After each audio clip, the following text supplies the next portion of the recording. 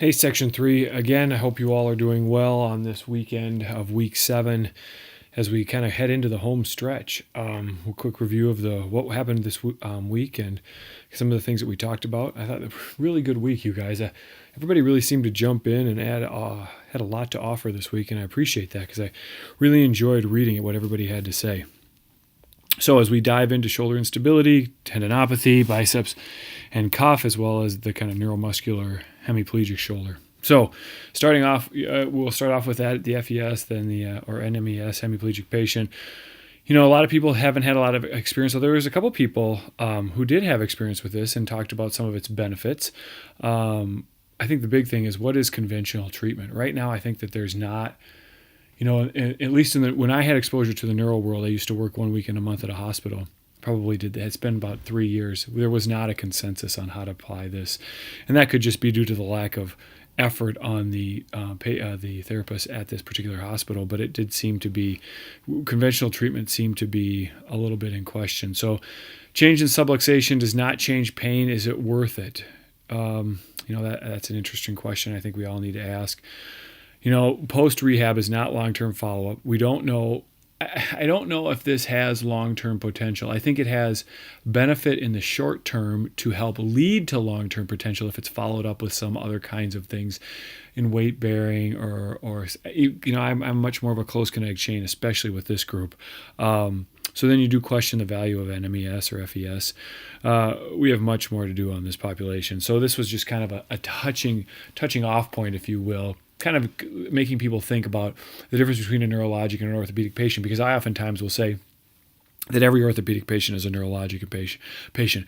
They're neurologically impaired in different ways, but they have facilitation issues that need to be addressed, much like a stroke patient or who have limitations. Obviously, theirs are of more due to trauma, of more significance, but I would always say that an orthopedic patient is a neurologic patient. They're all one and the same, and more neurologic patients need to receive orthopedic care. And what does that mean? Joint mobilization, joint manipulation, and those kinds of things. That we need to stop siloing these people, siloing PTs in different groups, and everybody needs to have a certain level of skill set that they're utilizing. And maybe this is true in other places, but I know what I saw, it was not true. We had people who just did manual therapy with orthopedic patients, and we saw neuro patients who would just receive this kind of a neuro-based emphasis. And this week, as a matter of fact, kind of ironic, I'll be teaching a PNF course at the University of Minnesota, two different lectures on the orthopedic patient and what that has to offer. So I don't want to ramble anymore about that, but that's kind of a side note, kind of a pet peeve of mine. Moving back on the slides, long head of the biceps tendon pain, difficult diagnosis, the Krupp. Some reach refutes the role of any long head of the biceps tendon pain. True, not true, hard to know. More examples of tendinosis, not tendinitis. Can we please stop using the term tendinitis? Can we just move on now, unless it's a really acute injury? And we rarely see those. The rationale is it has nothing to do with an itis. So the Krupp article, long head of the biceps, talks about the different phases. Phase 1, to restore that passive range of motion. Or 2, phase 2, restore active range of motion, early strengthening. And phase 3, rotator cuff and parascapular strengthening. Pretty easy to understand. Lawn-chair rehabilitation. I don't know if anybody mentioned this, but that's kind of a term that gets thrown around a lot. Kind of that natural progression as you increase gravity and you're working against gravity as you start in supine and work more to a seated position. An excellent example of progression for somebody like that. Tendinosis versus tendinotomy. Some people weren't familiar with these terms. These are done fairly regularly, and sometimes I think way too regularly. Tendinopathy seems a better option for pain relief, and those who don't need the supination strength, they rehab more aggressively, but then they're stuck with the Popeye sign. But I mean, at that point, I don't know if it really is a big deal. The tendinosis is a better choice for those who need that supinator strength and the cosmetic look. So 62 to 70% have reported with tenotomies. I used to see, I certainly have seen more tenotomies than I've seen tenodesis, but I don't see a lot of post-op cuffs anymore. I used to see more, but I don't have as many surgeons referring into my clinic. I see a lot more just traditional orthopedic patients now. So I don't see as much of this stuff, but it's out there and it is utilized for better or for worse. The rehabilitation of the rotator cuff. I like the Kibler article. I think it was really good. GERD. We've talked a lot about GERD. There's a lot of discussion. Glenohumeral internal rotation deficits, mostly regarding the flexibility. Classically, weakness in external rotation strengthening is a hallmark sign. Poor scapular control. You know what? We everybody seemed to really cue in on serratus anterior and lower trap, and sounds like are doing a lot of strengthening. I'm a big fan of the scap clock against the wall. I think that works really well. A great way of retooling. I like that low row. I don't use that very often, but I do think that that's a beneficial exercise, and probably I should use it more often. And I also like this in the Kibler article, the activation levels for the different exercises. Man, I think that this really is an interesting article and an interesting slide, and helps us appreciate what we can do to better engage, or if we're really looking to engage. I really liked this slide, or I really like this chart that was in the Kibler article to help kind of gauge what I do and when I do it. Okay, so I didn't talk about this with anybody in the different sections. So if you get a chance, take a look at it, use it to your advantage, and kind of gear your patients, and as far as how you load your patients based on some of this information, because it's really worthwhile. Okay, so kind of comments from the week. There was a number of good discussions from Jamie and Brenda and I think Sam and Tara about eccentric training, and that there's really not a great program out there. I posted an article that was a little bit older, but I would agree that, there just isn't a ton out there that really allows you to kind of build on. There's a couple of different things that was posted. I think Jamie had one that she talked about different positions for strengthening, and I had one, but there's not a real home run. We probably, that would be good to have. So keep your eyes peeled. Lots of people had great ideas for exercise for conservative management of the non-traumatic instability as well as tendinopathy. I think we all seem to have a pretty good handle on that. A lot of people seem to feel fairly comfortable treating that.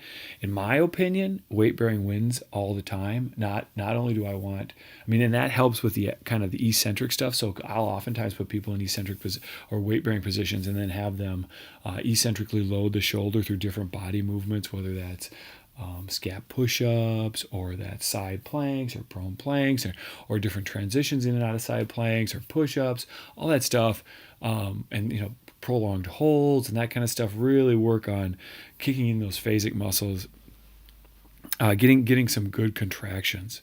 I do want to mention, I always find this very interesting that, with some of the literature, when we talk about regional interdependence, like we did last week, it's really utilized heavily. But when you start to look at the literature of people who are potential surgical candidates, it really just kind of falls by the wayside.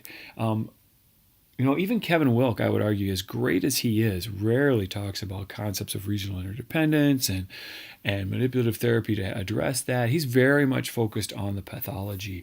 And I often wonder if we're definitely limiting our scope when that, and I don't know how we get those PTs who deal a lot post-surgical and who may do some pre-surgical stuff to kind of bring that viewpoint along with them into their scope, and then when they do literature to incorporate that. But I just feel like that's missing and needs to be addressed.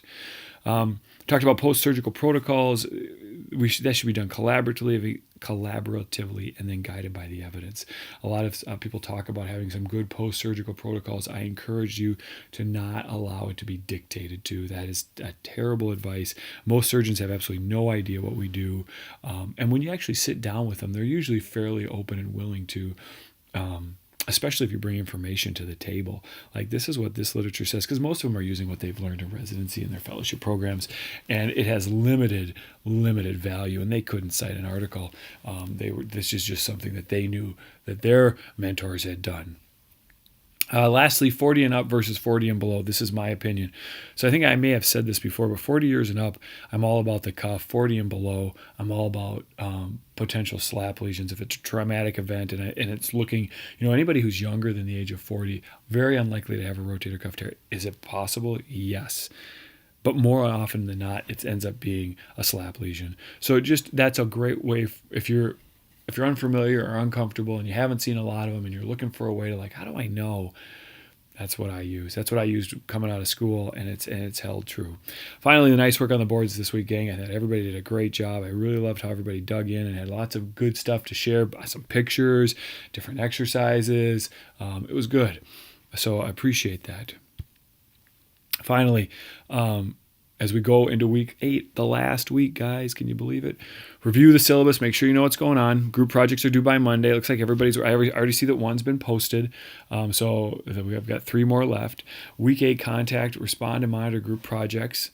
You've got the articles. We've got the audio presentations. Don't forget to do the end of course survey. I want to already put that bug in your ear. I know that EIM takes those to heart. I certainly take them to heart. If you have some suggestions for me or how to make the course better, we love to hear that.